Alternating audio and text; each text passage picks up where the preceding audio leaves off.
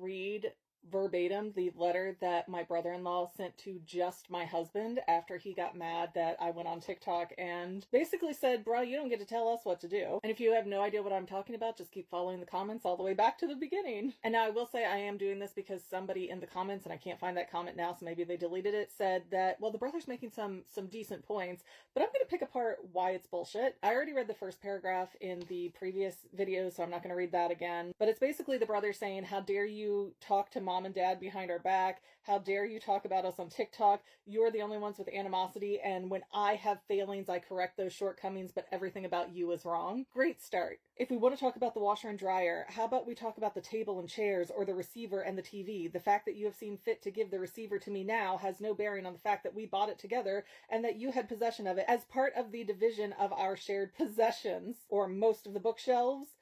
If you had any further concerns about the value of the items that you received, then why didn't you address those at an earlier date? Additionally, the washer and dryer Shannon loaned you was hers, not mine. They should not have counted towards anything you feel owed from me. So much bullshit there. First of all, that table and chairs he's talking about is 10 plus years old. It's falling apart. It's broken down. And he still wants to act like it's got some financial value to it. Like, dude, you gave it to Steven because you didn't have room for it. Steven being my husband, for those of you new to this. Again, bookshelves cost what, like $30-$40?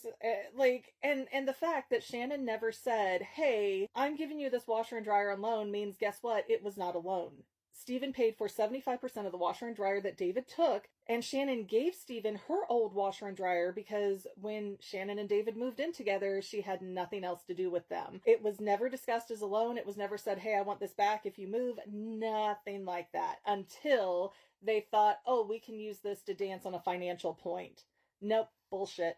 As for upending your life, we bought our new house at a time when interest rates were skyrocketing, and if we had not bought our house when we did, we probably wouldn't have been able to buy it at all, or it would have cost us tens or hundreds of thousands of dollars more in interest. I'm sorry for the disruption you felt it caused, but just as you need to do what's best for your life, I needed to do what's best for mine. Here's where it's bullshit. Steven and his brother David lived together for about 10 years. David said, hey, I'm going to buy a house with Shannon now. But Shannon wanted a bigger, fancier house than what they could afford together. So after David had told Steven, hey, you can keep living here, keep paying the mortgage, get a roommate, whatever, like you can stay in this house you've been in for a decade. David then goes, hey, I'm selling this house out from under you after promising you could stay here. Good luck to you. We need money for a bigger house. But again, he's trying to make it about financials other than reality. The reality was he promised his brother he could stay in that house, then gave him almost no notice and said, hey, you got 1 or 2 months to find a place to live because I'm selling this place. Like, total dick move. I did not lie to your photographer about getting your permission because I never claimed to have it. I asked her as a favor to a friend if it were possible to get a few pictures done.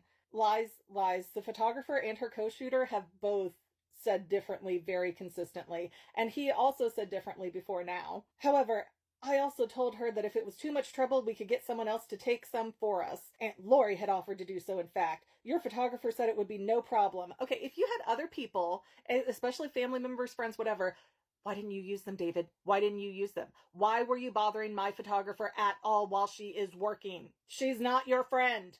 I don't know where the disconnect happened, but if I thought it was going to be an issue, I would have asked any one of the dozen or so friends and relatives I had at the reception rather than your photographer. I'm sorry for the confusion and animosity that caused. Again, kind of an apology, but he's not really taking accountability because he's saying, well, it was ultimately the photographer's fault. That's her confusion. That's you getting upset. It's not that I was inappropriate.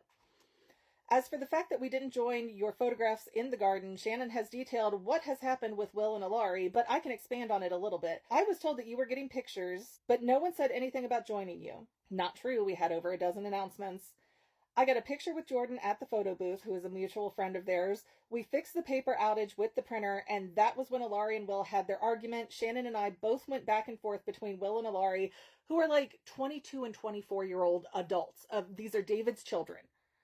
And I, quite frankly, was more concerned with handling that issue and keeping it from impacting your reception than I was with listening to any announcements. So You're trying to say both, that there were no announcements, you had no idea, but there were announcements and you chose to ignore them. I had to run inside to join the rest of the crowd when you came back to the shelter house because I was with Will when you returned, which contradicts what Shannon says in her letter, but whatever. I am not addressing any and all of the issues between Shannon and your wife. She has addressed those herself. However, she has my full support. Shannon's a lying cunt, and that's the gist of that. Shannon's trying to say that everything I said didn't happen and she hasn't been freezing me out. She says in a letter addressed only to my husband, in which she has asked me nothing about the issue or where any problems came up. So, yeah, that's Shannon. I know that I have congratulated you on the engagement, and especially at the reception of your wedding. I'm sorry that it didn't seem to be enough.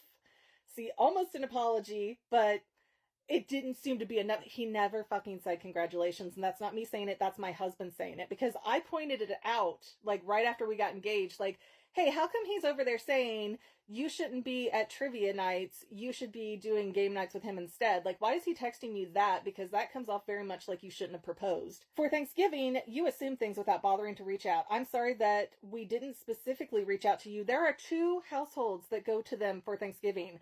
Mine and his parents. You couldn't bother to inform 2 of the people in those 2 households? But we told Mom and Dad, we told the whole family at Pete and Doris Day that year, which was the day my car was stolen, so we weren't there, and mentioned it several other times when we were with members of the family. Again, none of that is telling us. You told everybody else, okay, congratulations, none of that is telling us. If we'd been hosting, we would certainly have reached out to you. Bullshit. Because next paragraph, for baking cookies, this was the 2nd year we baked cookies at our house. You were certainly more than welcome to join us, but you hadn't the previous year and I didn't want to push it. They didn't tell us they were doing it or what day or time or anything either year.